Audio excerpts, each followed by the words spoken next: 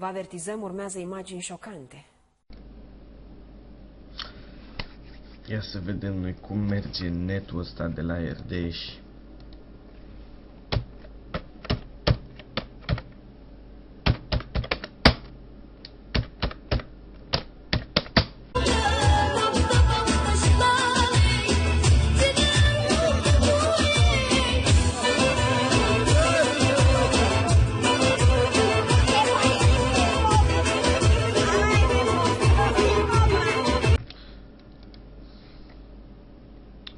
Nu e bine.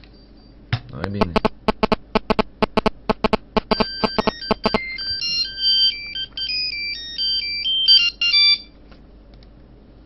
O, ce să fac, mă? Mi-au luat și un net de la RDS ăștia. Da, vorbesc acum cu o gagică bucată de bucată. Da.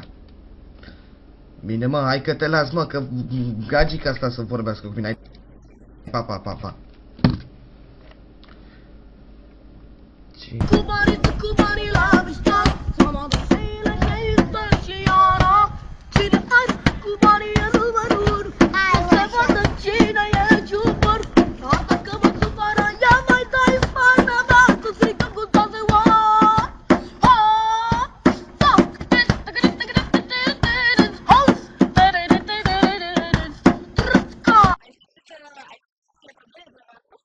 Da, da.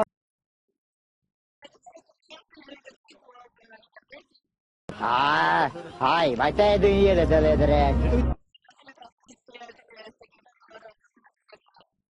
Cunosc, da, da, braconari, branconieri, a fost înainte.